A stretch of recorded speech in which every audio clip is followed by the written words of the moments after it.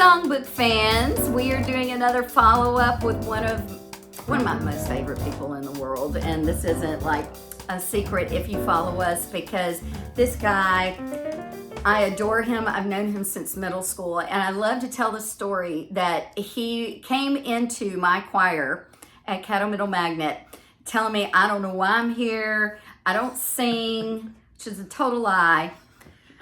He just didn't know he sang. And I have since found out through my years with him that his family is very musical, and he just thought he was the oddball. He was the one that wasn't with the gift. But we found out very quickly that that was not so, that he actually is just as gifted as everybody else in his marvelous family. And he comes from a large family, very supportive people. And the one thing that I was just talking with him about before we started this video is that he comes always with an empty vessel, and he's wanting it filled. He wants to know everything that he needs to know to be successful, and he takes advantage of opportunities. And so we are following up today with Mr. Braden Tucker, who was one of our grand prize winners of our vocal competition. When was that? 2000, was it 20 or 22? Yeah, because it was my junior year, so I had to be 22. Was it 22? Time flies, guys. Yeah. But now he is at ULM studying under Dr. Claire Evangelisti, who is an amazing teacher. They have an amazing program there. And so we're going to welcome in Braden and talk with him and see what's going on.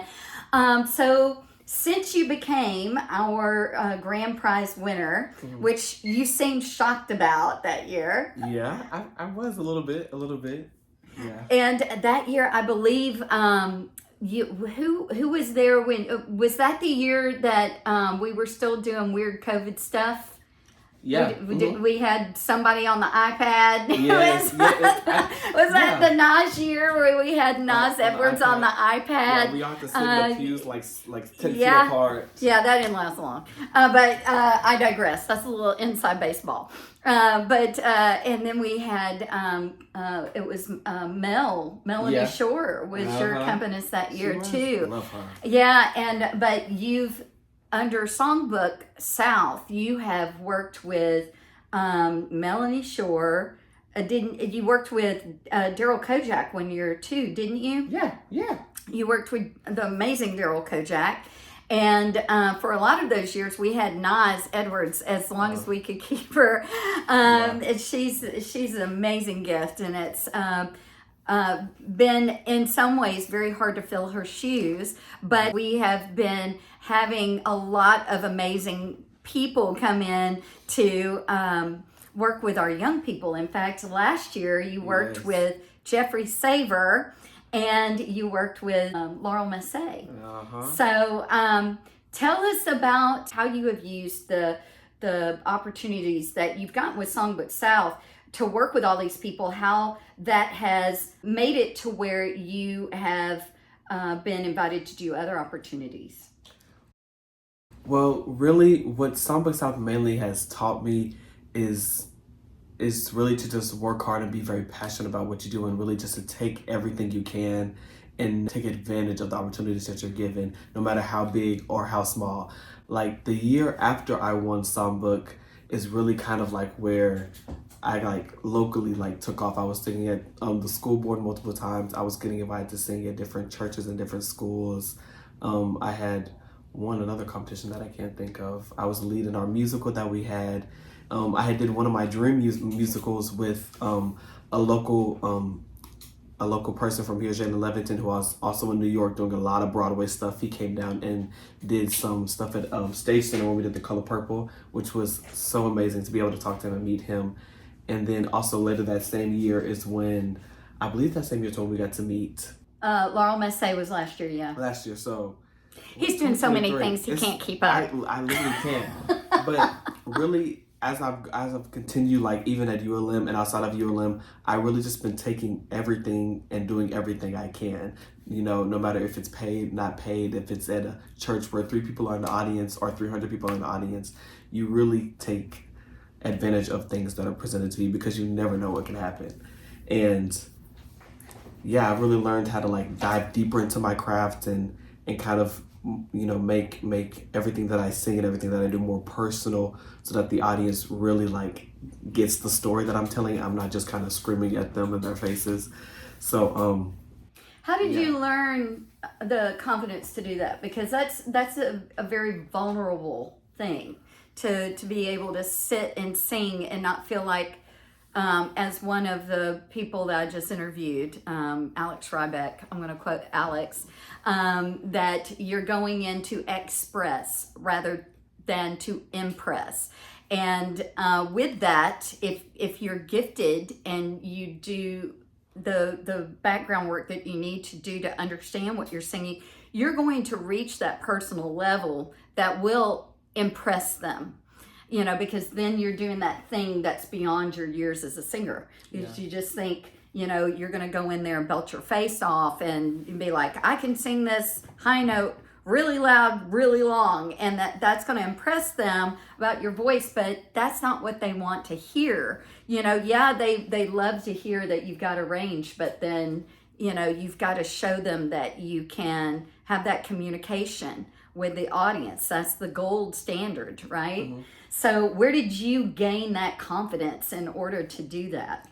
Well, I mean, really it's from you. I tell the story all the time, but there was my very first ever solo performance that I did with Songbook South. I sang a song called Freeze Your Brain from Heather's. My family was so scared. They were like, oh my gosh, can he even sing? He's gonna get up here and sing in front of all these people. He might sound bad or whatever. And I did it. I was terrified out of scared out of my pants. And everybody was like, wow, that was actually pretty good. But still me inside, I was like, no, I can't sing. This is really bad. And she came up to me while we were like cleaning up everything, and she was like, Braden, do not undermine your talent. There are people out there that would kill to have a voice like yours. And that has really circled through my brain, ever since I've heard you say that. And it's really kind of helped me gain that confidence to try to just get out there and just do what I love. And once I got out my head and you kept pushing me to do these things because you knew I was ready, even though I didn't know I was ready, I've gotten to a place to where being on stage is like my most comfortable and freeing moment. Like seeing the audience, seeing however many people, whether it be 5 or 5,000, like it brings me like comfort on stage, which is like a weird thing. Like I get nervous off stage, but I get on stage and now I'm like completely calm, which is so backwards. But that's really the place you brought me. Oh, I didn't know that. That's so sweet. We're in a mutual admiration society here. And by the way, did you meet your current teacher, Dr. Claire Evangelisti from ULM? University of Louisiana, Monroe. Mm-hmm. Did you meet her through Songbook also? I kind of did. We didn't know that we knew each other. Actually, the year that my senior year of high school, I went to what's it called? I went to the Allstate LMEA, mm-hmm. and her husband were there, and her husband was the pianist for the mixed choir. And I actually had auditioned and got the lead solo for a big gospel piece that we did at the end. And so when I was rehearsing with him, he was telling me about his wife. And then once me and Dr. V had talked later that day, because they had a booth outside, we had talked later that day. She was like, I think I judged you in Songbook the year you won. And I was like, wait a second. And then we realized that we had already met each other before. Mm-hmm. And so that was a really neat thing. And really those what should I say? Those interactions with different people from ULM is really what got me to go to ULM. It was I kind of went there not knowing anything about ULM, but it just kept popping up. I kept seeing somebody here, somebody there, and they kept talking to me here. I was like, something is pulling me there. So yeah. Vocalists and teachers who teach voice always remember a good voice. We always remember a good voice. Don't forget a good voice. So obviously she saw him showcased there and ran to go meet him. And now, they are like this, because she is his vocal teacher, and he has had so many incredible success stories even since he's been at ULM.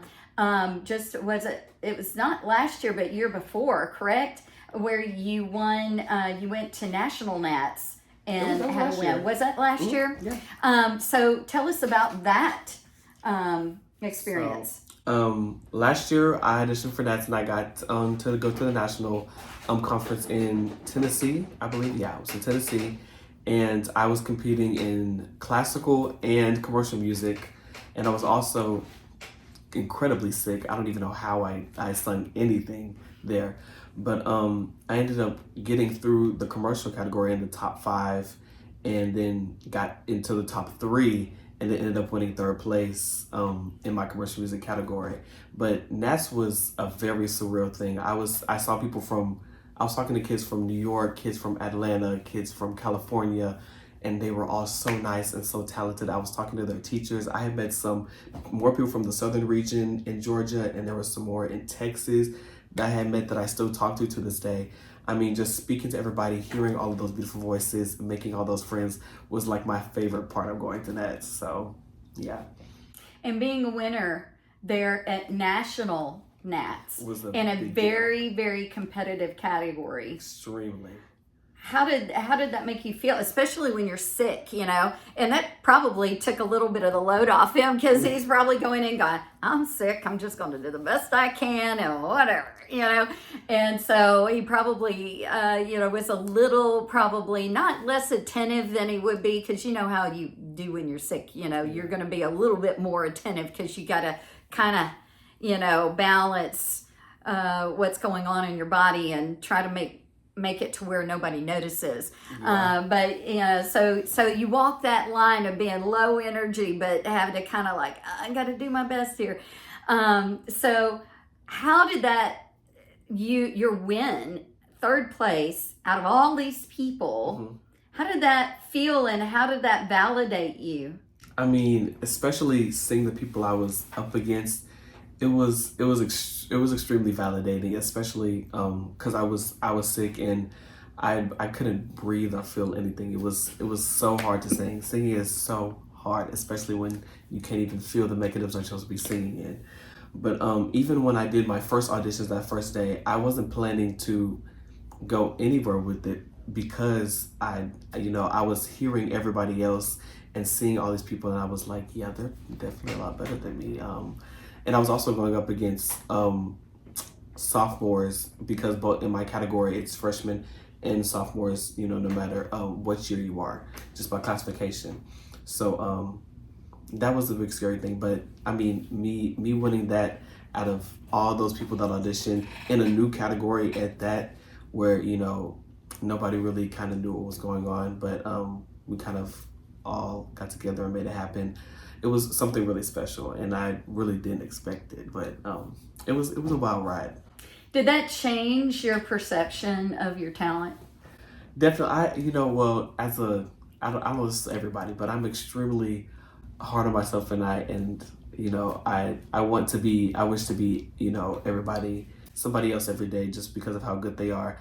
But it really has, those accolades really do help me like kind of claim my voice more and realize that I do have a special gift, that somebody else might want, and I really need to treasure that gift and keep working and hitting the pavement and, keep pushing myself and keep, just doing what I love and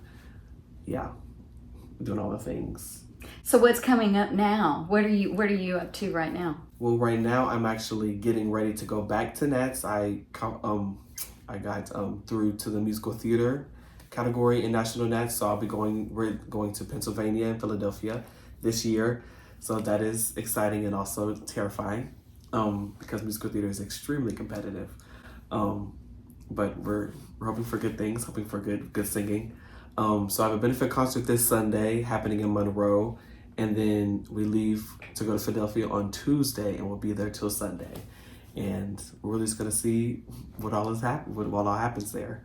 If you're in the area or if you just want to donate, then we'll have the information here. You'll see it so that you can donate to his trip to National Nats, or if you want to come out and support by buying a ticket and hearing who is the other student who is also singing? My good friend Jashana Woolhite, who is a beautiful soprano. She's competing in the Negro Spiritual category, and she's phenomenal, like a talent that like nobody's ever heard.